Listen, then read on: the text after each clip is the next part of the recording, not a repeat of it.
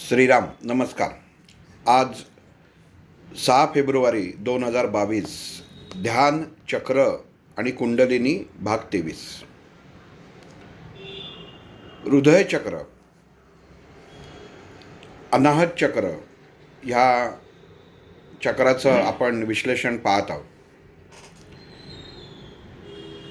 दोघा तिघांचे प्रश्न असे होते की हृदयाला एवढ्या पाकळ्या 12 पाकळ्या ज्या असतात ही 12 दल असतात, तर ते प्रत्येक दल कसं काम करतं हे कुठं वैद्यकीय शास्त्रामध्ये शास्त्रीय आधार आहे का, हा एक प्रश्न एकांचा होता. तर वैद्यकीय भाषेमध्ये प्रत्येकाला वेगवेगळी नावं दिलेली आहेत. प्रत्येक जे डिसीज येतं, जो त्याच्या ज्या रोगाचं ज्याप्रमाणे सिम्पटम्स दिसतात, त्या प्रत्येक पाकळीचं कमी जास्त होणं, त्याची तीव्रता कमी जास्त होणं म्हणजे त्याची तीव्रता कमी जास्त होणं, याच्याप्रमाणे हे हृदयविकाराचे जे रोग आहेत ते माहिती पडतात. त्याला नावं वेगवेगळी आहेत. जसं ह्या चक्राला हार्ट प्लेक्सिस असं एक नाव पण दिलेलं आहे, पण त्याची मराठीमध्ये नावं जर घ्यायची झाली तर थोडंसं अवघड आहे किंवा ते मला जमणार नाही असं म्हटलं तरी चालेल. दुसरी गोष्ट, मागच्या वेळी प्रत्येक जो आपण पाकळीचा शब्द घेतो, जसा ज घेतला अग्नितत्वाचा आहे, याच्यात काय होतं की प्रत्येक शब्द हा अग्नी जल अग्नी वायू, अग्नी आकाश, वायू आकाश असा एकमेकांना जुळून येतात, असं हे चक्र आहे. पंचप्राणांवर, पंचतत्वांवर या चक्राचा अंमल होतो. आणि काही बोलताना जे काही शब्द असतात ते एकाने सांगितलं की तुमच्या बोलण्यामध्ये एक चूक आहे. वास्तविक नंतर त्यांना फोन करून त्याचं स्पष्टीकरण दिलं, पण तरी तुम्हालाही माहिती पडावं म्हणून सांगतो. जिथं वायुतत्व आणि जलतत्व एकत्र असतं, तर तेव्हा बोलताना पृथ्वी तलावावर असा उच्चार मी केलेला आहे. आणि जिथं फक्त पृथ्वी तत्व आहे तिथं फक्त पृथ्वी तलावर असा उच्चार होतो. जिथं पृथ्वी तलावावर म्हणजे पृथ्वी तत्व पण आहे आणि जलतत्व पण आहे. तलाव हा नियंत्रित जलतत्व असतं की तलावामध्ये पाणी किती हे जर मोजायचं आलं तर ते मोजमाप करता येतं. तसं आपल्या पृथ्वीवरती पाणी किती आहे आणि जमीन किती आहे हे मोजता येतं किंवा मोजलेलं पण आहे.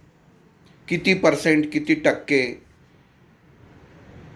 म्हणून तो शब्द प्रत्येक वेळी आपण ऐकताना एखादा शब्द वेगळा उच्चारला गेला तर तो का उच्चारला गेला ह्याच्याकडे लक्ष पाहिजे. की पृथ्वी तलावर आणि पृथ्वी तलावावर आणलं की हे वेगळं सांगता का म्हणे, प्रत्येक वेळी सांगणार नाही की पृथ्वी तत्व आणि जलतत्व एकत्र. पृथ्वी तलाव म्हणजे पृथ्वी आणि जल एकत्र, आणि पृथ्वी तल म्हटल्यावरती फक्त पृथ्वी तत्व आलं. तर ह्या काही गोष्टी अशा आहेत की ह्या समजून आणि त्याप्रमाणे आपण त्याच्यावर विचार करणं गरजेचं आहे. अजून एक गोष्टीचं थोडंसं मलाही आश्चर्य वाटलं किंवा बहुतेक जणांचं असंच हे आलं की मागच्या निरूपणामध्ये सुरुवातीपासूनच किंवा निम्म झाल्यानंतर आवाज वाढला गेला की अंगावर आल्यासारखं वाटलं. तर अगदी बरोबर आहे, होऊ शकतं. कारण जेव्हा बोललं जातं तेव्हा त्या तत्वाशी एकरूप होणं गरजेचं असतं. आणि ज्या छ बीजाचं आपण त्यावेळी स्पष्टीकरण त्याचं विश्लेषण करत होतो, छत्र याविषयी जेव्हा बोललं गेलं तेव्हा तो एखादी गोष्ट आपण समोरच्याच्या मनावरती ओरडून ठसवणं असं थोडंसं ते झालं.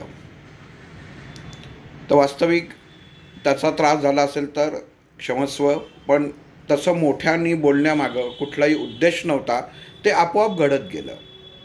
काही काही उच्चार असे असतात किंवा काही काही कंपनं अशी निर्माण होतात की त्याच्यामध्ये आपला ध्वनी आवाज हा कमी जास्त प्रमाणामध्ये होत राहतो. हा जास्तच झाला आणि सगळ्यांची मी याबद्दल क्षमा मागतो की हा मुद्दामून नाही, पण ही गोष्ट घडली.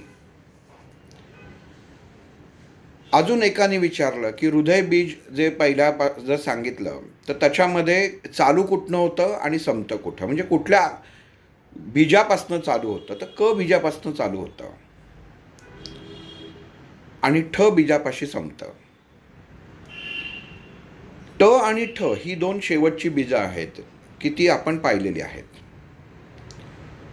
पण ज्याप्रमाणे हृदयातनं रक्तप्रवाह होतो, ज्ञानतंतू हे प्रवाहित होतात. आणि दुसरी गोष्ट, ज्याप्रमाणे मी शिकलो गेलो आहे, मला ज्याप्रमाणे शिकवलं गेलं आहे, तर त्या अनुषंगाने मी सांगायचा प्रयत्न करतोय. काही चित्रकार अगोदर आकृती काढतात आणि मग डोळे काढतात. काही जण अगोदर डोळे काढतात आणि मग आकृती काढतात. म्हणजे काही चित्रकारांना आधी ज्याचं चित्र काढायचं आहे त्या व्यक्तीचं, आपण स्वामींचं धरू की स्वामींचं चित्र काढायचं की स्वामींचं बाकी सर्व अंग काढून घेतात आणि मग सगळ्यात शेवटी डोळे काढतात. तर काही जण पहिल्यांदा डोळे काढतात आणि मग बाकीचं अंग चित्रित करतात. कशा पद्धतीने सांगतो, एकाच ठिकाणी येऊन या गोष्टी मिळतात. फक्त तुमच्या शरीरामध्ये जेव्हा अचेतन संस्थेतनं त्या गोष्टी मेंदूद्वारे आपल्या शरीरामध्ये मूलाधार चक्रातनं जसजशा वर यायला लागतात, मूलाधार, स्वाधिष्ठान, मणिपूर, अनाहत, जसजसं वर सरकत जाईल, ही कंपनं सरकत जातील, तसं त्याचा दबाव आणि दाब हा बदलत जातो. छ बीज झाल्यानंतर आपण जहाजातला ह्याच्याबद्दल सुद्धा बघितलं होतं. अग्नितत्वाचं हे बीज आहे. हृदयामध्ये असलेली स्पंदनं म्हणजे हृदयाचे ठोके. सर्वसाधारणपणे आपल्याला माहिती आहे की आज 60% लोक ब्लड प्रेशरच्या गोळ्या घेतात आणि त्यातल्या काही गोळ्या अशा असतात की त्या हृदयाची ठोक्यांची गती नियंत्रित करणाऱ्या असतात. आणि मग ही गती नियंत्रित का करायची ह्याचं गणित वैद्यकीय शास्त्रामध्ये आखलं गेलेलं आहे की बाह्य गोष्टीतनं, भौतिक गोष्टीतनं गोळी घेणं ही भौतिक गोष्ट झाली, तर त्यातनं हे हृदयाचे ठोके नियंत्रित कसं करायचं ह्याचं गणित मांडलेलं आहे. आणि ह्याच्यासाठी हे बीज जबाबदार आहे. आणि ह्या बीजापासनं निर्माण होणारे मंत्र, अगदी आपण शंकराचा महामृत्युंजय मंत्रामध्ये हे बीज येतं. जुम बीज आपण वापरतो, म्हणजे अक्षर येतं. आणि ठोके कमी जास्त होणे, आणि ते ठोके कमी जास्त होत असताना आपल्या हृदयाचं हे चक्र कसं आहे, ते हृदय कसं आहे आपल्या 4 कप्प्यांचं आहे. पहिल्या भागात सांगितलेलं आहे, वरती 2 कप्पे, खाली 2 कप्पे. अशुद्ध रक्त वरच्या 2 कप्प्यात येतं, शुद्ध फुफ्फुसामार्गे होऊन परत खालच्या 2 कप्प्यामध्ये येतं. तिथनं एक नलिका जोडलेली असते. काही ठिकाणी तिला महास्त्रोत असं म्हटलेलं आहे. आणि ही आपल्या मानेकडनं जाते आणि मानेतनं नाभी चक्रापर्यंत येते. ही तिची प्रवाह करण्याची किंवा तिची स्थिती काय आहे, तर ती अशी स्थिती आहे. की तिथपर्यंत येते. मग जेव्हा परत मागं एकदा सांगितलं, परत सांगतो की जेव्हा हृदयविकार होतो किंवा हृदयविकाराचा झटका येतो, तेव्हा ही महास्त्रोत वाहिनी रक्तदाब अनियंत्रित झाल्यामुळे व्यवस्थित कार्यान्वित होत नाही. मग त्या माणसाची मान जड व्हायला लागते, डोकं जड व्हायला लागतं, पाठ जड होते या बाजूला, हातामध्ये मुंग्या येतात डाव्या हाताला. हे का होतं? तर ही ज पाकळी आहे, हे ज बीज आहे, हे व्यवस्थित काम करत नाही. महामृत्युंजय मंत्रामध्ये हे पहिलं बीज आहे वापरलेलं, की जिथनं सुरुवात, प्राणाची सुरुवात, प्राण आणि प्राणवायू, मनुष्याचं मन आणि प्राणवायू जिथं एकत्रित होतं ते हे ज बीज आहे. या दोन्ही गोष्टी तिथे एकत्रित होतात. मनावर आलेले, मनातनं अचेतन संस्थेने दिलेले विचारांचे सिग्नल्स हे जेव्हा या ज बीजापर्यंत पोचतात आणि जसे विचार असतात तसं हे हृदयाला गतिशील करण्याचं काम करतं. म्हणजे आपण ज्याला ठोके म्हणतो, ते कमी जास्त प्रमाणामध्ये हृदय धडधडणं ज्याला म्हणतात, ती प्रक्रिया. आणि हे ज बीज जेव्हा कार्य करायचं पूर्ण थांबतं तेव्हा मनुष्याला मृत्यू येतो.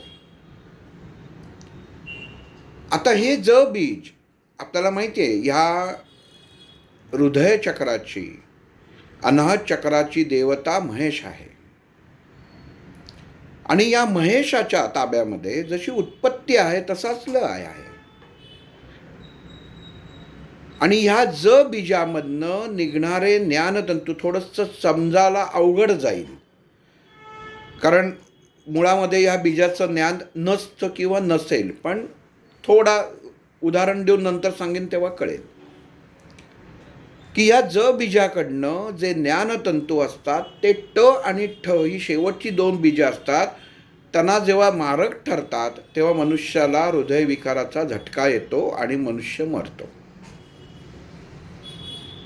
म्हणून ठ कोणाच्या अंमलाखाली येतं? तर वायुतत्व, वायू मोकळा होण्यासाठी ठ बीजाचा. मागच्या वेळी त्याची कृती सांगितली होती की पांडुरंगासारखं, विठ्ठलसारखं हात ठेवा आणि नुसता ठचा उच्चार केलात तर शरीरातला वायू मोकळा होणार आहे. म्हणजेच हृदयावरती, हृदय कमलांवरती, हृदय दलांवरती निर्माण होणारा दाब हा आपोआप कमी होणार आहे.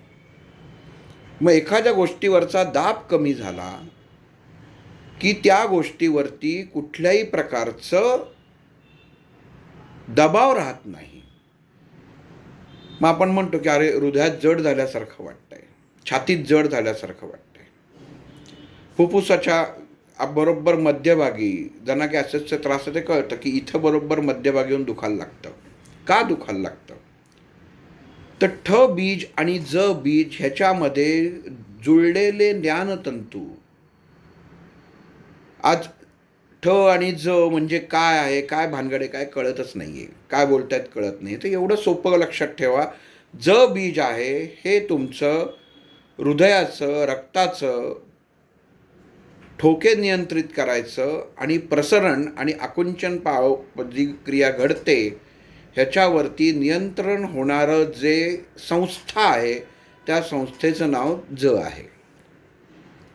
आणि या संस्थेला ऊर्जा देण्याचं काम जे करतं आहे, त्याचं नियंत्रण जे करतं आहे ते म्हणजे ठ बीज आहे. म्हणजे ज आणि ठ तुम्हाला कळेल. आणि ह्याच्यामध्ये ऊर्जाभारित म्हणजे वायर आहे, बाहेर बिल्डिंगमध्ये ट्रान्सफॉर्मर बसवलेला आहे, तिथनं वायर येते, आमच्या घरामध्ये येते मीटरपर्यंत. मग आपण असं समजू की जे मीटरपासनं जे येतं ते वायुतत्व आहे, ठ बीज आहे. आणि जे घरापर्यंत येतं, घराच्या मीटरपर्यंत येतं ते ज बीज आहे. म्हणजे तिथपर्यंत येऊन थांबलेला आहे. पण जोपर्यंत वायुतत्व, अग्नी म्हणजे ट बीज, ट आणि ठ, ट बीज जोपर्यंत जागृत होत नाही, अग्नितत्व जागृत होत नाही, तोपर्यंत ज बीज हे जागृत होणार नाही, गतिशील होणार नाही. म्हणून हृदयाचं कार्य हे बऱ्याच दृष्टीने अग्नी आणि वायूवरती अवलंबून असतं. आयुर्वेदिक जे डॉक्टर आहेत त्यांना ही गोष्ट पटकन कळेल, कारण हे नाडीशास्त्राशी निगडीत आहे की वायू आणि अग्नी बिघडला तर शरीरामधलं हृदय, अनाहत चक्र, अनाहत नाव त्याच्यासाठीच दिलेलं आहे की प्राण आणि मन जिथं एकत्रीकरण होतं आणि त्याचं वर्गीकरण केलं जातं, म्हणून या चक्राचं अनाहत दिलेलं आहे. एकाने परत विचारलं की असतं कुठं? परत एकदा सांगतो, मणका 5 आणि 6 असं तुम्ही जर मोजत गेला तर 5 आणि 6 किंवा मनुष्याच्या किंवा स्त्रीच्या स्तनाच्या पाठीमागं हे चक्र स्थित असतं. जागा आपण 100 वेळा बघतो की हृदयविकार आला की माणूस कुठं हात ठेवतो, तर ही जागा लक्षात ठेवायची. ही प्रत्येक याच्यामध्ये वेगवेगळ्यांदा सांगितलं जाणार नाही किंवा ते सांगता येणार नाही सारखं, नाही तर आपण तिथंच थांबून बसू. आणि मग आता गंमत अशी आहे की हे ज बीज ठोके नियंत्रित करतं, आणि मग ठोके नियंत्रित करणारं बीज आपल्या शरीरामध्ये भगवंतानी फक्त एवढ्यासाठीच दिलेलं नाही आहे. तर झोपेमध्ये काही माणसं डचकून उठतात, एखादं स्वप्न बघितलं जातं आणि ते स्वप्न बघितल्यानंतर एखादं भयानक स्वप्न बघितलं तर मनुष्य दचकून उठतो, त्याला घाम फुटलेला असतो आणि हृदय धडधडत असतं.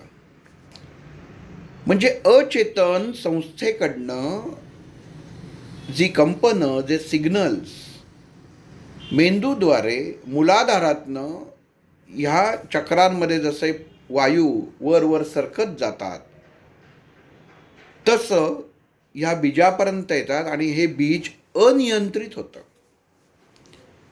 कारण ठ म्हणजे वायू आणि अग्नी हे अनियंत्रित झाल्यावरती या ज बीजावरती परिणाम होतो. त्यामुळं मग एकदम पटकन घाबरलेली गोष्ट असेल की आपल्याला शौचाला लागते किंवा युरिनला, लघवीला लागते आणि मग माणूस शांत होतो, तिथं विचार करतो, वैचारिकदृष्ट्या तिथं त्याची शांती होते. पण जसं भगवंतानी एखादी वाईट गोष्ट सहन करायची ताकद दिलेली आहे, धडधडतं, तसंच चांगल्या गोष्टींनी सुद्धा धडधडतं. पण जेव्हा चांगल्या गोष्टींनी धडधडतं तेव्हा त्याच्यामध्ये प्रेमभाव उत्पन्न होतो, ज्याला शुद्ध मराठी भाषेमध्ये हृदयस्पर्श म्हटलेलं आहे. आणि हे स्पर्शाचं काम झ बीज करतं, झ झबल्यातला. मनुष्याच्या जीवनात असलेला भौतिक स्पर्श, मानसिक स्पर्श हे झ बीज काम करत असतं हृदयाचं. आणि ते झ बीज आणि ज बीज हे दोन्ही मिळून मनुष्याच्या शरीरातले हृदयाचे ठोके नियंत्रित करायचं काम करतं. एखादं प्रेमी युगल आहे, मग तो मुलगा त्या मुलीचा हात धरतो, जसा हात धरतो त्या मुलीला धडधडायला लागतं. आता हे धडधडणं म्हणजे ती घाबरली आहे का? तर नाही, तो प्रेमभाव झाला. पण एखाद्या अनोळख्या व्यक्तींनी त्याच युवतीचा तसाच हात धरला, कृती तीच झाली, पण मनामधली भावना बदलली, धडधड तीच आहे, पण त्या धडधडीपासनं निर्माण होणारी कंपनं जी आहेत ही वेगवेगळी निर्माण होतात. म्हणजे प्रेमभाव, या प्रेमभावामध्ये समर्पित भाव उत्पन्न होतो. म्हणजे मुलगा आणि मुलगी मानसिकरित्या एकत्र येतात, तो समर्पित हृदयस्पर्शी भाव असतो. आणि ह्याच्या विरुद्ध, मनाविरुद्ध एखादी घटना घडलेली जाते त्याला बल लावलं जातं की स्पर्श तोच असतो. पण ह्याच्यामध्ये तुमच्या मनामध्ये, हृदयामध्ये हे झ बीज एक प्रकारचा आवाज उत्पन्न करतो, ज्याला शुद्ध मराठी भाषेमध्ये चित्कार म्हणतात. आणि हा चित्कार, ओरडणं वेगळं, आवाज वेगळं आणि चित्कार वेगळा. म्हणून जिथं बलाचा चित्कार होतो त्याला बलात्कार म्हटलं जातं. हे बीज, हे झ बीज मुख्यत्वे हृदयस्पर्शी कामुक स्पर्श याच्यासाठी वापरलं गेलेलं बीज आहे. आणि दोनच याच्यामधले उच्चार होणारे, झ वर अनुस्वार दिला तर झम असा होतो. त्याला काही वेळा उच्चार, म म्हणजे पुढचा शब्द जर जोडायचा असेल तर म, हे आता कायम लक्षात ठेवा. आणि नुसता जन असं जर म्हटलं तर झ वर अनुस्वार. त्याला जर तुम्ही दोन मात्रा जोडल्यात, या झ ला दोन मात्रा जोडल्यात तर त्याचा उच्चार झौ असं होतं. आज जे मराठी आहेत, जी मराठी गोष्टींमध्ये ही एक प्रकारची शिवी आहे की ह्या कृतीला विकृती आपण थोडंसं म्हटलं तरी चालेल, पण ही विकृती नसून आपल्या शब्दकोशांमधल्या शब्दांवरच्या मंत्रांवरती दिलेला हा एक प्रकारचा दाब आहे की जो ही ती कृती काय घडती आहे हे दाखवणं. म्हणून हा जो उच्चार आहे, फक्त ज्या स्त्रीला, हे का झ बीज कशासाठी वापरलेलं आहे की विचार काय करतो आहे. एखाद्या नवरा बायकोंचं म्हणजे नवीन लग्न झालंय असंच आपण समजू, आणि हे नवीन लग्न झालेलं आहे, पण मानसिकरित्या आणि वैचारिकदृष्ट्या जर दोघं वेगवेगळे असतील, दोघांचे विचार वेगळे असतील, तर त्यांचं आगमन हे सम होत नाही. मग याच्यासाठी शारीरिक आगमन होतं, दोघंही शरीराने एकत्र होतात, पण सम आगमन होत नाही, म्हणून तो समागम होत नाही आणि ह्याच्यामुळे उत्पत्ती होत नाही, म्हणजेच त्या स्त्रीमध्ये गर्भबीज तयार होत नाही. आणि हे कोणाशी निगडीत आहे तर या झ बीजाशी निगडीत आहे. म्हणजे भगवंतानी मनुष्य देह तयार करताना हे झ बीज, ही झ पाकळी आपल्या हृदयाशी जोडून ठेवलेली आहे. आणि मग ती स्त्री म्हणते की काय एवढ्या वर्ष लग्नाला झाली पण मूल नाही, मग कोणाच्यात प्रॉब्लेम आहे, हा दोषी आहे का हा दोषी आहे, असं सगळं ते नंतर प्रकार चालू होतात. हल्ली डॉक्टरकीच्या याच्यामध्ये त्याच्यात पैसा भरपूर काढतात, अमुक टेस्ट करा, तमुक टेस्ट करा, हे करा, ते करा. पण वास्तविक हे बघितलं जात नाही की हे घडतंय का. फक्त तुम्ही टेस्ट करून जो वीर्य पुरुषाच्या लिंगातनं स्त्रीच्या गर्भाशयात फेकलं जातं, याचा फोर्स तपासला जातो, त्यामध्ये उत्पन्न नवीन जीव उत्पन्न करायची ताकद आहे का नाही हे तपासलं जातं, एवढंच तपासलं जातं. ह्याच्या व्यतिरिक्त पुढं जाऊ शकत नाही. पण हीच क्रिया जर, म्हणजे इतकं सुंदर आपल्या वेदांमध्ये, प्रत्येक वेदांमध्ये देऊन ठेवलेलं आहे, त्या स्त्रीनी आणि त्या पुरुषांनी ज्यांना हे अडचण आहेत, प्रॉब्लेम आहेत, ज्या स्त्रीला गर्भधारणा होत नाही, त्यांनी हा झौम, बघा शब्द झ, त्याच्यावर दोन मात्रा आणि त्याच्यावर अनुस्वार, त्याचा उच्चार झौम असा होतो. ह्याचा जर फक्त समागमाच्या अगोदर जप केला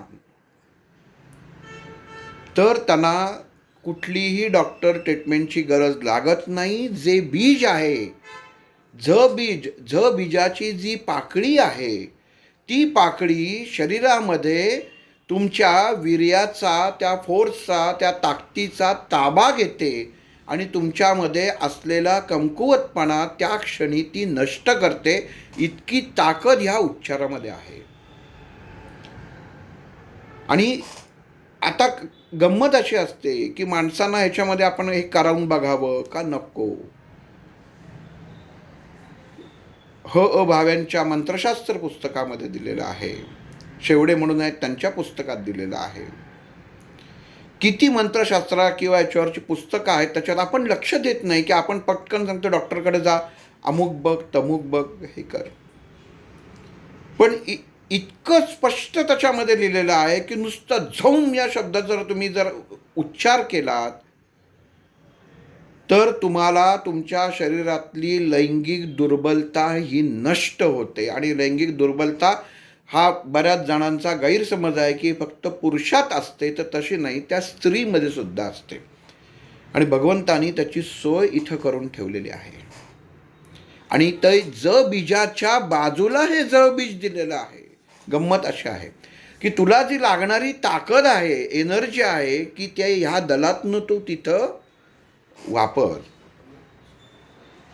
म्हणून ही बीज एकमेकात गुंफली काय आहेत, आपण का कुशा मार्गाने चाललोय, जसं ते मणी गुंफला गेलेले आहेत तर त्या मार्गाने आपण बघत आहोत. की लागलेली एनर्जी आणणार कुठनं, ती अग्नितत्व. बीज जागृत झालं पण त्याला घर आहे, घरात आलो, झ या नावाच्या घरात मी आलो. तुम्ही सांगितलं झऊ ह्याचा उच्चार करा, तो मी केला. पण ते उच्चार करण्यासाठी जो अग्नी लागतो, जे तत्व लागतं ते कुठनं येणार. घरात सर्व आहे पण घरामध्ये जर लाईटच आला नाही, अग्नीच आला नाही, वीजच आली नाही तर घरामध्ये 100 बल्ब असून उपयोग काय. मग ते काम न दिसणारं ज हे बीज करतं. आपल्याला वीज दिसते का, आपण काय म्हणतो, वीज कुठं दिसतोय, टेस्टर लावून बघू, टेस्टर लागला, इथं वीज प्रवाह आला. तसं मग ज बीज काम करतं. मग ज बीजाशी मगाशी सांगितलं कसं की मन आणि प्राण हे दोन्ही त्याचं एकत्रीकरण करतं. आणि ह्या झ बीजाला जी लागणारी ऊर्जा आहे ती ऊर्जा हे ज बीज प्रोव्हाइड करतं, पाठवतं. आता याची अजून एक गंमत अशी आहे की सर्वजण आपण बघतो की बरेच जण हल्ली साधनेमध्ये असतात. साधनेचा मार्ग, समाधीचा मार्ग, स्वाध्यायाचा मार्ग स्वीकारून एका जागी साधना करायला बसतात, डोळे मिटतात शांतपैकी. पण गंमत कशी असते की आपण घेतलं की जे गुरु असतात किंवा ज्यांच्याकडनं आपण शिकत असतो ते सांगतात तुला साधना करायची ना, मग तू नामस्मरण कर. नामस्मरण अगदी निश्चितच तुम्हाला प्रत्येक गोष्टीपर्यंत नेऊन सोडतं. पण जर तुम्हाला आत्ता अन्न खायची गरज असेल आणि त्या अन्नामध्ये भाताची गरज असेल तर तुम्हाला भातच दिला गेला पाहिजे, त्याच्या जागी दुसरं देऊन उपयोग नाही. तसं विचारांमध्ये जेव्हा एखादी गोष्ट आपण ध्यानात करतो, एका गोष्टीला ध्यानाला बसतो, ध्यानाला बसणं म्हणजे काय, किंवा तिथं सांगितलं जातं कृती तुम्ही असं करा, शांत बसा, मांडी घालून बसा, शरीर सैल सोडा, विचार करू नका, डोळे बंद करा, डोळ्यासमोर काही दिसतंय का, अमुक रंग दिसतोय का, तमुक रंग दिसतोय का. प्रत्येकाची सांगण्याची शिकवण्याची पद्धत ही वेगवेगळी असते. तर तुम्ही त्याच्यावरती कॉन्सन्ट्रेट करा. कशावरनं करा. मला जर निळ्या रंगाची कमतरता असेल आणि जर सांगणाऱ्यांनी लाल रंग बघायला सांगितला तर माझ्या शरीरामध्ये उत्पन्न होणाऱ्या ज्या लहरी आहेत या चुकीच्या उत्पन्न होतात आणि मग त्याचे परिणाम भोगायला लागतात. मनुष्य एकतर अतिशय शांत स्वभावाचा बनतो किंवा अतिशय हायपर बनतो. मनुष्याचं स्वतःवरती नियंत्रण राहतं. स्वाध्याय रोज करत असतो, उपासना रोज करत असतो, स्तोत्र पोथी रोज वाचत असतो, पण त्याचा उपयोग होत नाही. एवढंच सगळं करते, मी पण साधनेला बसतो, मी पण साधनेला बसते, अगदी तासभर करते, हे करते, ते करते, पण आउटपुट शून्य. का? त्याचं कारण असं की हे जे झ बीज आहे, या झ बीजाला तुमचं अचेतन मन जे आहे हे बिघडवतं. एखादी गोष्ट म्हणजे इतकं सुंदर आहे बघा. काय आहे, आपण आपल्या घरातला गॅस संपला, आपण काय करतो? आपण म्हणतो का माझ्या घरातला गॅस संपला, आपण ताबडतोब सांगतो की बाबा रे, तो गॅसचं दुकान उद्या उघडलं किंवा त्या गॅसवाल्याला फोन करा म्हणजे आपल्या घरात गॅस येईल. ही साधी सरळ कृती आहे. मग कोणाकडनं तरी कळतं की अरे, तो गॅसवाला जो आहे, तो माणूस जो आणून देणार आहे, त्याची तब्येत बरी नाही. मग आपण काय करतो? एकतर आपल्याला दोन्हीपैकी एक निर्णय घ्यायला लागतो, आपल्याला स्वतःला जायला लागतं. आणि स्वतःला जाणं शक्य नसेल तर आपण अशी विनंती करतो की परमेश्वरा, तो माणूस लवकर बरा होऊ दे आणि माझ्या घरात एकदाचा गॅस येऊ दे. म्हणजे फायदा तुमचा, पण मागताना तुम्ही सांगता की तो माणूस बरा होऊ दे. आणि मानसशास्त्रामध्ये ह्या गोष्टी सिद्ध झालेल्या आहेत की हे जे झ बीज आहे, हे झ बीज अचेतन संस्थेची जेव्हा एकरूप होतं तेव्हा मनुष्याच्या मध्ये असलेले सर्व अडचणी, प्रॉब्लेम्स हे दूर व्हायला मदत होते. फक्त मनुष्याला काय करायचं? माझं डोकं दुखते तर आपण म्हणतो देवा माझं डोकं दुखतंय, ते थांबू दे, ही मागणी आपण करतो. पण मानसशास्त्र काय सांगतं? मी जर पोळी खाल्ली असेल आणि ती मला खायला नको असेल, मी एखादी अमुक गोष्ट दही खाल्लं असेल, आंबट दही खाल्लं असेल, तर भगवंता ते दही जे आहे ना ते जिरवून टाक, बस, मला बाकी काही नको. बघा, डोकं तुमचं दुखतंय, हे लक्षात आलं की मला काही आंबट खाल्ल्यावर त्रास होतो आणि आपण आंबट खाल्लेलं आहे आणि हे खाल्ल्यामुळं माझं डोकं दुखायला लागलेलं हे माणसाला माहीत असतं. आपण मागताना काय मागतो? माझं डोकं दुखतं, डोकं थांबलं पाहिजे. त्या दह्यावर लक्ष केंद्रित होत नाही. आणि अचेतन संस्था बरोबर उलटं काम करत असते. तुम्ही जेव्हा ते दही ग्रहण करता तेव्हा तुम्हाला माहिती असतं की दही खाल्लं की माझं डोकं दुखतं. हे तुम्ही त्या अचेतन संस्थेला चेतन अवस्थेतनं कमांड दिलेली असते की दही खाऊन सुद्धा तुझं डोकं दुखतं तरी तू खात आहेस. आणि मग एकदा खाल्लं की ते अचेतन संस्था त्या दह्याला सांगतं, त्या दलापर्यंत जातं आणि त्या दलाच्या बीजांना सांगतं नको ते आलेलं आहे, कार्याला सुरुवात करा, तुमचे ह्याचे जे इफेक्ट आहेत, ह्याचे परिणाम जे आहेत ते दाखवायला सुरुवात करा. आणि म्हणून त्या माणसाचं डोकं दुखायला सुरुवात होते. पण जर मानसशास्त्र असं सांगतं, जर तुम्हाला ते थांबवायचं असेल तर तुम्हाला तुमचं मस्तिष्काचे जे बिंदू आहेत ते दाबून उपयोग नाही. तुमच्या अचेतन संस्थेला सांगा बाबा रे ते दही जिरू दे. तुम्ही त्या जेव्हा सांगता दही जिरू दे तेव्हा तुमचं मन आणि तुमची अचेतन संस्था लगेच कार्य बदलते. कमांड आली, घेतलेलं आहे ते बदलाला सांगितलेलं आहे आणि शरीरातली दलं त्याप्रमाणे काम करतात आणि एकही गोळी न घेता तुमचं डोकं दुखणं थांबतं. काही गोष्टी अशा लिहिल्या गेलेल्या आहेत, या सिद्ध झालेल्या आहेत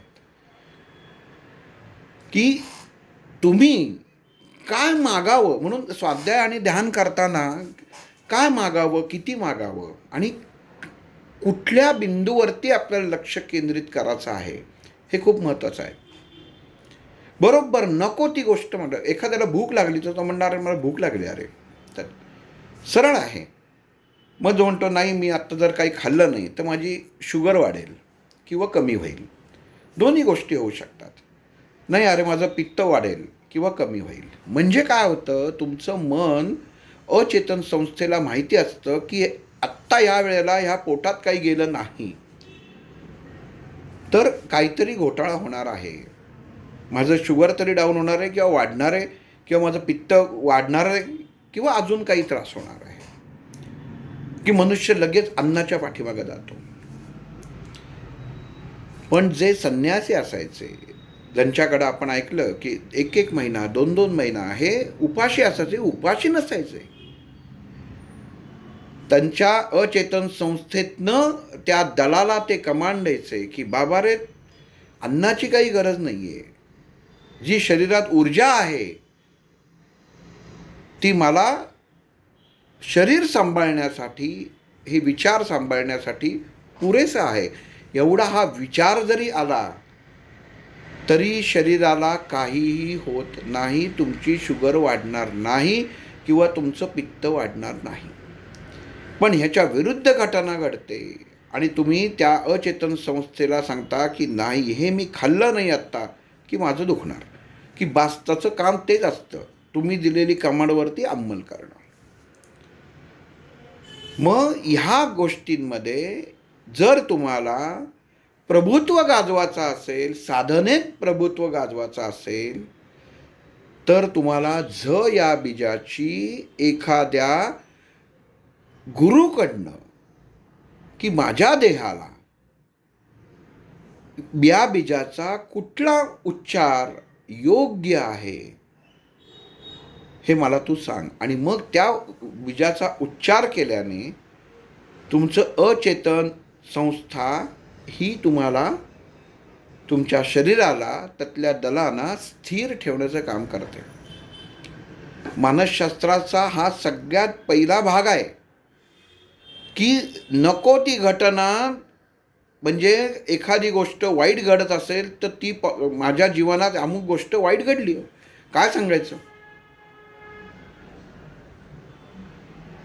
येत होतो, गाडीच बंद पडली, गाडीच चालू होईना, त्यामुळे यायला उशीर झाला. पण ही घडलेली घटना त्या भगवंतांनी कुठल्या तरी कारणासाठी घडवली आहे, हा आपला विश्वास हवा की काहीतरी आहे, ही त्याची काहीतरी उपाययोजना आहे, म्हणून त्यांनी ती गोष्ट घडवली आहे. हे तुमच्या अचेतन संस्थेशी तुम्हाला जुळवून घ्यायला पाहिजे हा विचार. गाडी बंद पडली, ठीक आहे, काही हरकत नाही. अमुक अमुक गोष्ट खायला मिळाली, ठीक आहे, आली खाल्ली, नाही मिळाली नाही खाल्ली, इतकं सहज. कारण काय आहे, तुम्ही तुमच्या मनाला स्वाधीन करून टाकता आणि ही गोष्टच करायची नाही आहे. हृदयावरती आघात होतो म्हणजे काय होतं की तुम्ही तुमच्या हृदयाला ती सवय लावून ठेवलेली असते. अमुक घडलं की धडधडणं. मग लिहितात की भय चित्रपट असेल तर कमकुवत हृदयाच्या माणसांनी येऊ नये. म्हणजे काय, तिथं जायच्या आधीच तुमच्या डोक्यामध्ये तो चित्रपट तयार असतो. एखादं जाता येता रस्त्यामध्ये त्याचं पोस्टर बघितलं जातं, त्याचं चित्र बघितलं जातं आणि मग तुम्हाला असं वाटतं की मी तिथं गेलो की मी घाबरणारच आहे, माझे ब्लड प्रेशर वाढणारच आहे. म्हणजे जायच्या आधीच वाढतं. म्हणजे अचेतन संस्थेला तुम्ही कमकुवत करता.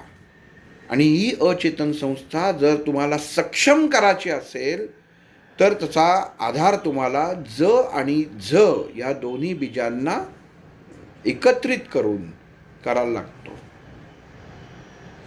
म्हणून तुम्हाला हे बीज जे आहे हे वापरताना एखाद्या अधिकारी व्यक्तीकडनं हे बीज कोणी देऊच शकत नाही, किंवा ह्याचा उच्चार एखाद्याला अभ्यास करायचा असेल त्यांनी वेगवेगळ्या तऱ्हेने करून पाहावा. आज आता सांगितलं की एखाद्याला जर लैंगिक दुर्बलता असतं त्यांनी नुसता झोम या शब्दाचा उच्चार करून पाहावा, त्याची दुर्बलता क्षणात जाईल.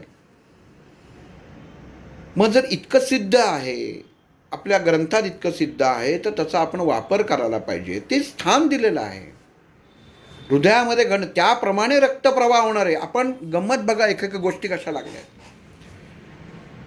ह्या गोष्टी पुरुषांमध्ये घडत नाहीत म्हणून विएग्रा वापरला जातो.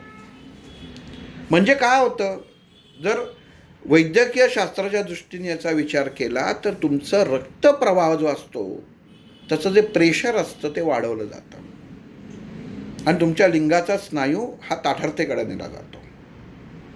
म्हणजे घेता कुठं तुम्ही, पोटात, पण त्याचा परिणाम कुठं झाला, हृदयात.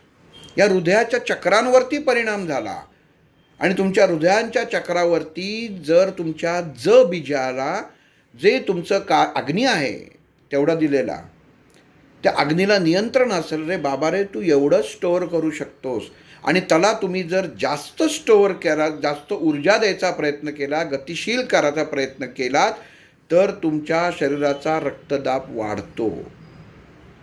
म्हणजे क्षणाकरता तुम्ही जे सुख उपभोगता त्याच्यापेक्षा जास्त दुःख नंतर तुम्हाला उपभोगायला लागतं. आणि दुर्दैवाने आज समाजामध्ये ह्या गोष्टी सर्रास घडत आहेत. आणि याचं सगळ्यात महत्त्वाचं कारण म्हणजे मनुष्याच्या मनाची असलेली दुर्बलता आणि विकृती. एखादी गोष्ट सारखीच जर तुम्ही हाताळलीत तर त्या गोष्टीचं जीत झाल्याशिवाय राहत नाही. तसंच एखादी विकृत गोष्ट तुमच्या डोक्यामध्ये सारखीच जर फिरत राहिली तर ती गोष्ट तुमच्या शरीराची सिस्टम, तुमच्या शरीराची यंत्रणा बिघडवल्याशिवाय राहत नाही.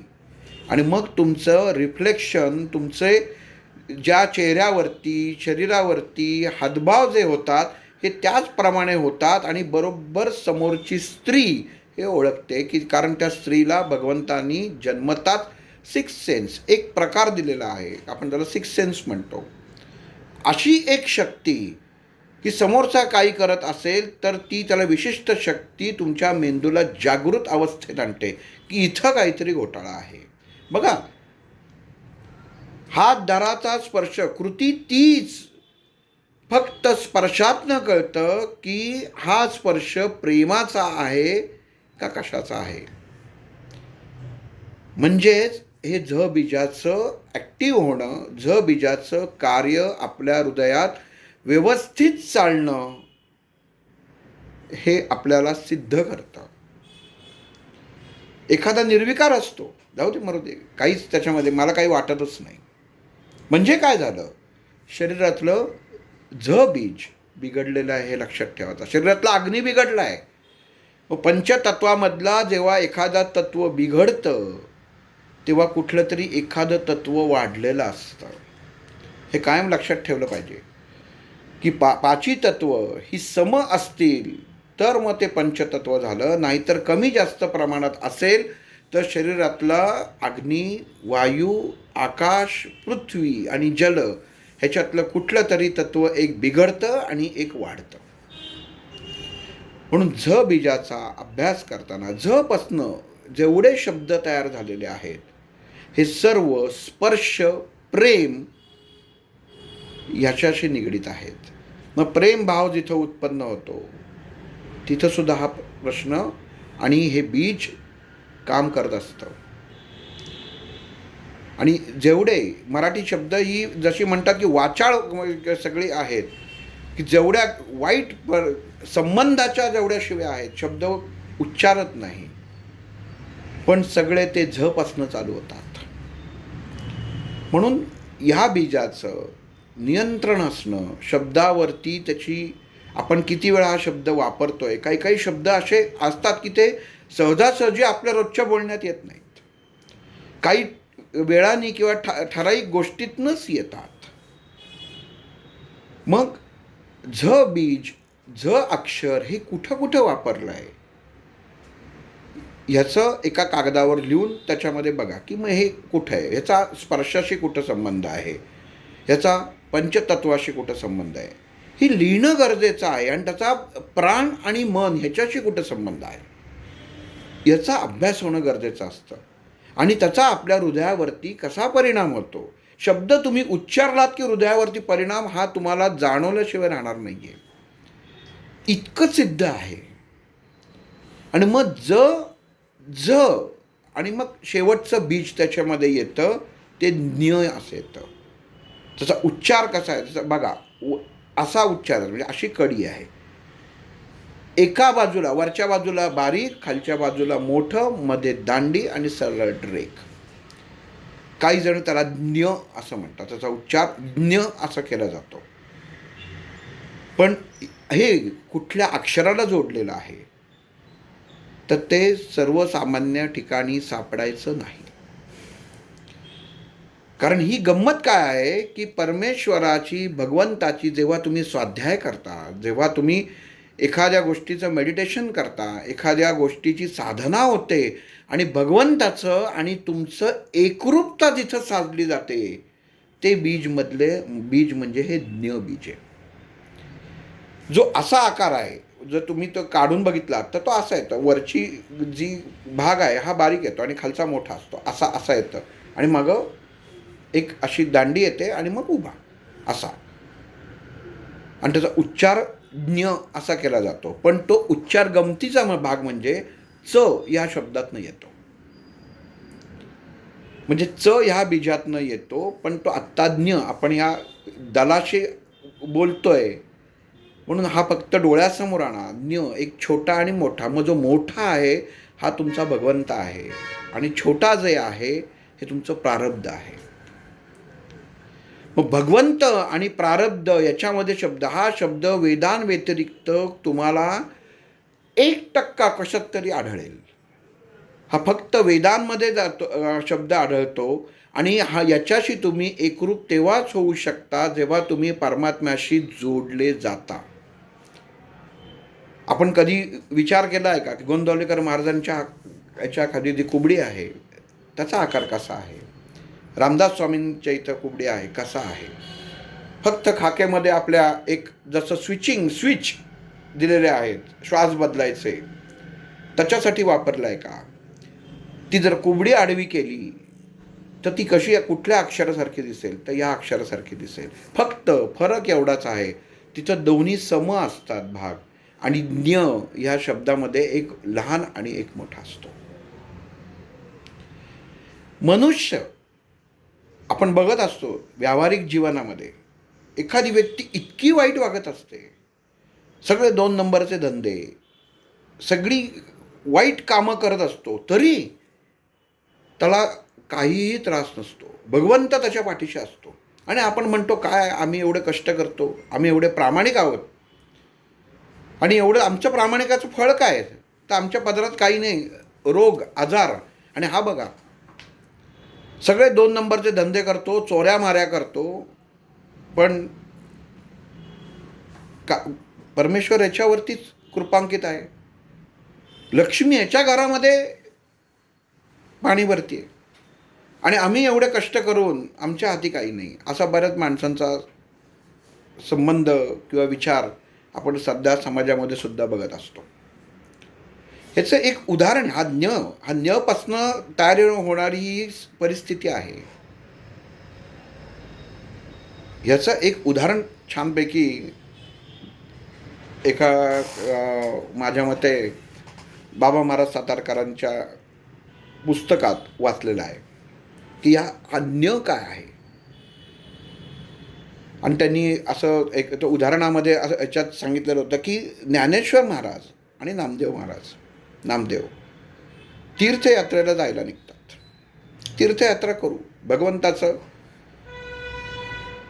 आपण एखादं कार्य सिद्ध केल्यानंतर तीर्थक्षेत्री जावं आणि त्या विशिष्ट भगवंताचं ज्याचं आपण स्मरण करतो, आचरण करायचा प्रयत्न करतो, त्याचं दर्शन घ्यावं असा तो तेव्हा रिवाज होता. अजूनही आहे. आपण कुलदेवतेला जातो आपलं एखादं कार्य झालं की. आणि एक गावातनं ते जात असतात. आणि एका गावामध्ये एक चोर. आणि गंमत अशी आहे की ज्ञानेश्वरीच्या एका अध्यायामध्ये ज्ञानेश्वरांनी याचा उल्लेख केलेला आहे. त्याचा श्लोक आहे, माऊलींनी उदाहरण दिलेलं आहे. हरिपाळ म्हणून एक चोर असतो, नाव हरिपाळ. बघा, हरी शब्दात नावात हरी आहे आणि पाळ म्हणजे पांडुरंगाची अतिशय भक्ती. पण गंमत काय? तो चोरी. काम काय? तो चोरी. आणि हा अतिशय पांडुरंगाचा भक्त असलेला, पण काही नाही, लोक झोपली की याचा दिवस चालू व्हायचा, लोकांचे दरवाजे बंद की याच्या घराचा दरवाजा उघडला जायचा. आणि जसं ज्ञानेश्वर माऊलींचं म्हटलं, जे खळांची व्यंकटी सांडो, हा जसा श्लोक आहे की संत एखाद्याला मार्ग. कारण गंमत अशी आहे ना की ज्ञान तिथंच वाटावं की जिथं गरज आहे. परवा अक्कलकोटला गेलो होतो आणि ते धनंजय गुरुजी बोलत होते आणि ते म्हणाले की त्यांच्याकडे एक आमदार आले. बघा, आमदारांचं नाव मुद्दामून सांगत नाही. त्यांचा मुलगा आला आमदारांचा, तोही आता पुढारी आहे आणि स्वामींचं तीर्थ आणत होते आणि ते नेमकं तीर्थ ज्यांनी आणलं त्याच्या हातनं ते एका चपलेवर सांडलं. तर त्या आमदारांनी ते चपलेवरचं तीर्थ तोंड लावून चाखलं. का चाखलं? कारण त्याच्यामध्ये स्वामींचा वास होता. ही कृती किती महत्त्वाची आणि मोठी आहे ते बघा. भला तो समाजासाठी चोर असेल, पण आतनं काय आहे हे त्या दिवशी त्यांनी सांगितलं की ज्ञानसुद्धा तिथंच वाटायची गरज आहे की जिथं गरज आहे. जी माणसंच आहेत. आणि हे बीज आहे. हे बीज म्हणजे माऊलींनी वाटलेलं, समाजाला आपल्या हृदयातनं दिलेलं एक कार्यान्वित बीज आहे, जे पांडुरंगापर्यंत घेऊन जातं. मनुष्याला साधना करताना आपल्या देहाला त्या परमात्म्यापर्यंत नेऊन सोडतं, असं हे बीज आहे. तर गोष्टीवरती परत येतो आणि माऊली आणि नामदेव ठरवतात की ह्याच्या घरी मुक्काम करायचा. आणि गंमत म्हणजे असं आहे की हा हरिपाळ असतो की जेवढी गरज असते ना तेवढीच चोरी करायचा, बाकी चोरी करायचं नाही, बाकी दान धर्म करून टाकायचा. ही खासियत असते त्या लोकांची की जेवढं आपलं पोट भरतंय तेवढं दाबून ठेवायचं, बाकी उधळून टाकायचं. म्हणजे समाजाला कळतं की हा किती दानधर्मी आहे, पण मुळात चोर. आणि इथं माऊलींनी गंमत म्हणजे पांडुरंगाला पण चोर म्हटलेलं आहे. अहो दिसतच नाही. एवढी आराधना करतो, माऊलींनी ओळीच म्हटलंय की मला दिसतच नाही, एवढी मी आळवणी करतोय, मला दिसतच नाही. म्हणजे हा चोरच. मला बघतोय पण मी त्याला बघू शकत नाही. हे फक्त चोराचंच असतं. चोर आपल्याला बघू शकतो पण आपण चोराला बघू शकत नाही. आणि असं या हरिपाळाच्या घरी ज्ञानेश्वर माऊली आणि नामदेव महाराज येणार असतात आणि त्याला अतिशय आनंद होतो की आपल्या घरामध्ये ज्ञानेश्वर माऊली आणि नामदेव महाराज येणार आहेत. आणि तो म्हणतो हे दोघं येणार म्हणजे जरा कार्य मोठंच व्हायला पाहिजे, सगळं प्रसाद बिसाद एकदम झगमगाट व्हायला पाहिजे. आणि तो आपल्या गावातल्या लोकांना सांगतो की अमुक असे संत घरी येणार आहेत आणि असं मोठं कार्य आहे, तर प्रसादाला या. आणि त्याची सवय असते की साठवून ठेवायचं नाही धन. जे आलं ते चोरी, जेवढं असेल तेवढी चोरी करायची, तर उधळून मोकळं व्हायचं. आता गंमत असे होते की घरी येणार, मांडव टाकणार, खर्च होणार, म्हणजे हात पण तसाच मारायला पाहिजे, चोरी पण तशीच करायला पाहिजे. झालं, सगळ्यांची दारं बंद होतात. हाच रात्री बाहेर पडतो आणि जिथं चोर साधारण चोरी करतो ते आपल्या गावांमध्ये करत नाही, दुसऱ्याच्या गावांमध्ये जाऊन करत असतो. म्हणजे आपल्या गावात लगेच दृष्टी पडू शकतो, ओळखू शकतो. म्हणून हा दुसऱ्या गावी जाऊन असं झाडावर चढून बसायचा आणि ठरवतो की अमुक अमुक एखादा सावकाराला जाऊन ते दागिने जे काय रोज चोराचा ते ठरलेलं असतं. मग या गोष्टी लागलेल्या असतात. आपण आत्ताच्या जीवनात बघतो की चोऱ्या माऱ्या किती होतात आणि मग नंतर कळतं की अमुक सराफाला अटक केली आणि हे केलं. तसं त्यावेळी ही घडलेली घटना. आणि मग तो जाऊन बसतो आणि म्हणतो की आता येणार, आता एक चांगला तगडा कोणतरी यावा म्हणजे माझं एकच काम होईल, किंवा असं मनामध्ये विचार असतं. आणि ठराविक विचारांमध्ये त्याला काही ते साधत नाही. वेळ जायला जसजशी पुढं जाते तसं मन अस्वस्थ व्हायला लागतं की घरामध्ये संत येणार आहेत, एवढं लोकांना मी सांगितलेलं आहे की असा प्रसाद करणार आहे, असा सगळा झगमगाट आहे, आणि जर पैसेच मिळाले नाही तर काय करू. झालं, माणूस काही कोणी येत नाही. आणि हा झाडावर बसून पांडुरंगा कोणाला तरी पाठव. बघा, चोर आळवणी कोणाची करतोय? पांडुरंगाची. पांडुरंगा कोणाला तरी पाठव, माझ्या घरी असे असे माणसं येणार आहेत, संत आहेत, त्यांच्या सेवेमध्ये कमतरता व्हायला नको.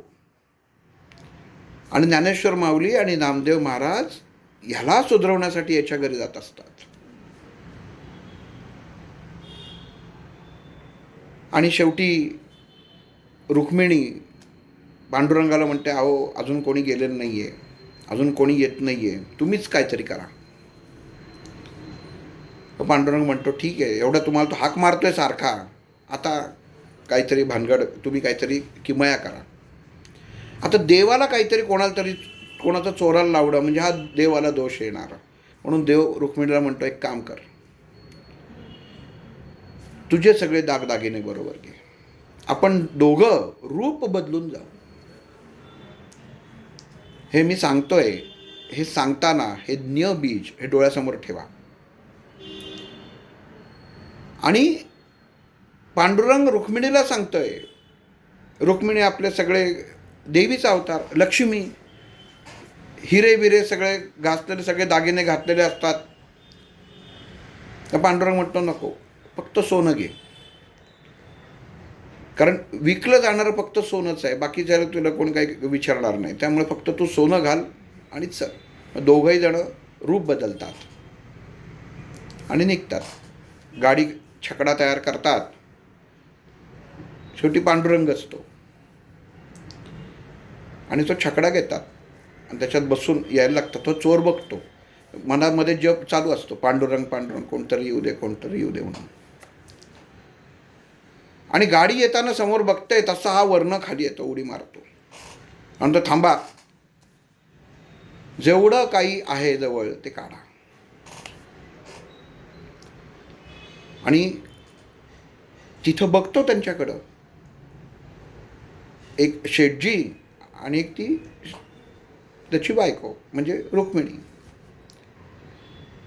गळ्यामध्ये सगळीकडं दागिने हे झालेले. म्हणतो बस कामच झालं, हा एकच, हा तो म्हणतो सगळं काढा. आता सगळं काढा म्हटल्यानंतर तो म्हणतो तुम्हाला गरज काय, एक तर तुम्ही इथं एवढं घालून जाताच कसं, तुमचं वय बघा. कारण चोर जरी असला तरी मनाने चांगला असतो, कारण मुखी पांडुरंगाचं नाव असतं.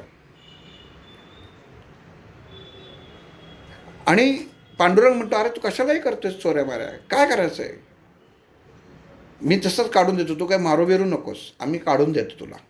आणि ते पांडुरंग त्या शेठाणीच्या रूपामधल्या रुक्मिणीला सांगतो की बाबा सगळे देऊन टाक, पण एकदम दिलं तर डाऊट येईल. म्हणून ती म्हणते असं करते, एवढा फक्त एक हार ठेवते, हा माझ्या माहेरचा आहे. तो म्हणतो नाही, सगळं काढा, एवढे 2 मणी ठेव, तुझा नवरा शेठजी बरोबर आहे म्हणून तेवढं राहू दे. म्हणतं ठीक आहे, पण ते म्हणतात की मला सांग एवढे तू घेऊन करणार काय, आणि तू म्हणतोयस की तुझ्या घरी 2 मोठी माणसं येणार आहेत, ती कोण येणार आहेत, म्हणजे तुम्हाला काय करायचं आहे. नाही म्हणजे आम्हालाही बघायची इच्छा आहे. तो म्हणतो तुम्हाला बघायची इच्छा आहे का तुम्हाला माझं पितळ उघडं पाडायचं आहे. ते म्हणतात नाही, तुझं सगळं कार्य होऊ दे, मग आम्ही त्यांचं चोरून दर्शन घेऊ. आपण बीज बघतोय. परमात्मा असं समजा, तुम्ही साधनेला बसलेला आहात, त्या परमात्म्याशी आपल्याला जोड साधायची आहे. मन चोर आहे आणि भगवंत समोर आलेला आहे, आणि आपलं चोरीचं मन हे त्या भगवंताला ओळखू शकत नाही आहे. आणि मग तो पांडुरंग म्हणतो की नाही, तू तुझा पत्ता देऊन ठेव, आम्ही आपलं बघून जातो. म्हणतो पत्ता देऊन ठेव म्हणजे तुम्ही नक्की काहीतरी येऊन घोटाळा करणार, तुम्ही माझी बदनामी करणार, आणि माझं पितळ उघडं पाडलं तर मला बाकी काही नाही, जे माझ्या घरी येणार आहेत त्यांच्यासमोर माझा अपमान व्हायला नको. पांडुरंगाला कळतं की याची ज्ञानेश्वर आणि नामदेवांवरती किती भक्ती आहे. ते म्हणते ठीक आहे, आम्ही येत नाही. तसाही चोर म्हणतो यांना पोचेपर्यंत वेळ लागेल, आणि त्यांना तो दुसऱ्या गावाचा रस्ता सांगतो की इकडनं या, मी इकडनं जाणार आहे. बरं म्हणतात. सगळं लुटलेला माल घेतो, ठरलेला सावकार असतो त्याच्याकडे जातो, पैसे घेतो, घरी येतो. दुसऱ्या दिवशी सकाळी मांडव वगैरे सगळा उभारला जातो, सगळी अन्नधान्याची सगळी प्रसादाची सोय केली जाते, खुश असतो. एकच हात मारला, कामच झालं, पांडुरंग पावला. पांडुरंग पावला असं मनामध्ये त्याचा विचार उत्पन्न होतो. मनुष्याचं ज्ञबीज जेव्हा भगवंताशी एकरूप होतं आणि मनुष्याच्या डोळ्यासमोर डोळे मिटल्यावरती काहीही दिसत नाही, तेव्हा तो प्रकाश प्रगट होतो, ज्याला ध्यान म्हटलं जातं. आणि इथं त्याच्यामध्ये सगळी स्नानाची तयारी करतो. ज्ञानेश्वर नामदेव येतीलच आत्ता, कारण खास निरोप आलेला आहे की तुझ्याच घरी येणार. आणि ज्ञानेश्वर आणि नामदेव येतात. एका दोन्ही दगडाच्या याच्यावरती त्यांना दोघांना बसवतो. दोघांच्या आल्या आल्या दोघांच्या पायावरती डोकं ठेवतो. समर्पण. हा समर्पण भाव आपल्या मनुष्याच्या देहामध्ये शरीरामध्ये उत्पन्न व्हायला पाहिजे. चोर जरी मन असलं तरी हा भाव उत्पन्न व्हायला पाहिजे. आणि हा त्यांच्या पायावरती हे ठेवतो आणि आंघोळ घालायला त्यांना स्नान घालायला सुरुवात करतो. आणि जशी स्नान घालायला सुरुवात करतो तसा त्यांच्या पाठीला ते उठणं लावत असताना पाठीमागं तो शेठजी आणि ती शेठाणी, पांडुरंग आणि रुक्मिणी त्या दोन्ही रूपामध्ये येतात. गंमत अशी असते, चोर बघतो आणि त्याच्या मनामध्ये शंकेची पाल चुकचुकते की आता हे माझं पितळ उघडं पाडणार, ह्यांचा माल चोरलेला आहे मी, हे सगळ्या लोकांना सांगणार आणि एवढ्या मोठ्या संतांच्या समोर माझी नालस्ती होणार. आणि तो त्यांना हाताने जायला सांगतो. मनुष्य ध्यानात बसल्यावरती मनामध्ये उत्पन्न होणारे उत्तम विचार जेव्हा चालू असतात तेव्हाच मनामध्ये प्रत्येक मनुष्याचा जो ध्यान करत असतो तेव्हा कुठला तरी कुविचार हे मध्ये डोकावतात. हे डोकवणं म्हणजे ह्या चोरांनी त्या पांडुरंगाकडे बघण्यासारखं आहे. आणि हे बघितलं जातं आणि ते म्हणतात आम्ही काही बोलत नाही, शांत बसतात त्याच्यात. पण गंमत अशी होते, पाठीमागं लावताना माऊलींना आणि ज्ञानदेवांना जाणवतं की मगाशी स्पर्श वेगळा होता आणि आता स्पर्श वेगळा आहे. आणि क्षणात दोघं जण मागं वळून बघतात आणि समोर पांडुरंग आणि रुक्मिणी. भले शेठणी आणि शेठजींच्या रूपात जरी असले तरी एका क्षणात ओळखतात आणि पाय धरतात. नामदेव महाराज रुक्मिणीचे पाय धरतात, माऊली विठोबाचे पाय धरतात आणि अश्रू पांडुरंगाच्या आणि रुक्मिणीच्या डोळ्यातनं वाहतात की ज्यांच्याबद्दल फक्त ऐकलं होतं त्यांची भेट आज मला घडली आहे. चोराला कळत नाही, ह्या मनाला कळत नाही की असं काय घडतंय. अंतर आत्मा जेव्हा भगवंताशी एकरूप होतो तेव्हा मनुष्याची विचार करायची वैचारिक बुद्धी ही प्रश्न निर्माण करते की मी पाहते मला जे साध्य झालं हे खरं आहे का. आणि मनुष्याच्या देहामधनं आणि मनुष्याच्या डोळ्यातनं अश्रू व्हायला लागतात. माऊलींच्या आणि याच्या डोळ्यातनं अश्रू लागतात. ते म्हणते मूर्खा, अरे भगवंत तुझ्या पाठीशी उभा आहे आणि तो चोरच म्हणजे मनच. हे त्या माऊलींना आणि नामदेवाला म्हणतात तुम्ही ओळखलत म्हणून आज कळतंय. आणि इतकं सुंदर सांगितलेलं आहे की मनाला सुद्धा परमेश्वर सुद्धा भगवंताशी जेव्हा आपण ध्यानामध्ये एकरूप होतो हे कळणं सुद्धा हे तुम्हाला सद्गुरूंच्या मार्फतच कळायला लागतं. म्हणून जेव्हा तुम्हाला ओळखायचा असेल तेव्हा आधी तुम्हाला संतांना पूर्ण शरण गेलं पाहिजे. संत तिथे विवेक असं त्याच्यामध्ये उच्चार आहे. आणि जिथं मनुष्य संतांना समर्पित होतो, समर्पित भाव होतो, तुमच्या मनामध्ये काळंबिरं काही असू दे, संत हे तुमची वैचारिकता साफ करायला आलेले असतात. म्हणून माऊलींनी कायम त्यांच्यामध्ये दिलेले जे खळांची व्यंकटी सांडो तया सत्कर्मी रती वाढो. मनुष्य त्यांनी नष्ट करायला सांगितलंच नाही आहेत. भगवंताचं दर्शन जर घडायचं असेल तर तुमच्या मनामध्ये संतांची प्रकृती, संतांचे विचार हे जागृत अवस्थेमध्ये उत्पन्न झालं पाहिजेत. आणि ते उत्पन्न होण्यासाठी हे बीज असतं, त्याची साधना करणं गरजेचं असतं. की बीज काय आहे? एक कमी आहे. मनुष्याच्या जीवनामध्ये असलेलं जीवन आणि प्रारब्ध याच्यामध्ये असलेली पोकळी ज्यांनी धरलेलं आहे, जी दांडी धरलेली आहे, त्या परमात्म्याशी एकरूप झालात तर तुम्ही उभे राहणार आहात, असा या बीजाचा अर्थ आहे. हे बीज आत्ता इथं संपणार नाही, कारण खूप खोलात आहे. आणि ह्याच्यासाठी अजून काही उदाहरणं द्यायला लागतील, तेव्हा हे बीज कळणार आहे. पण एवढं निश्चित आहे की जेव्हा ध्यानाला बसाल तेव्हा आपल्या मनामध्ये सरळ परमात्म्याला कसं भेटता येईल ह्याचा विचार न आणता आपल्या सद्गुरूंना शरण कसं जाता येईल ह्याचा तुम्ही विचार केलात तर ते सद्गुरू आपोआप भगवंताला तुमच्या समोर आणून उभे करतील. आणि तुमच्या हृदयामध्ये तो प्रेमभाव ह्या चक्रावरती, अनाहत चक्रामध्ये जो प्रेमभाव आहे हा उत्पत्ती आणि उत्पन्न अशा दोन्ही प्रकारे वास करेल. आज इथंच थांबतो. श्रीराम.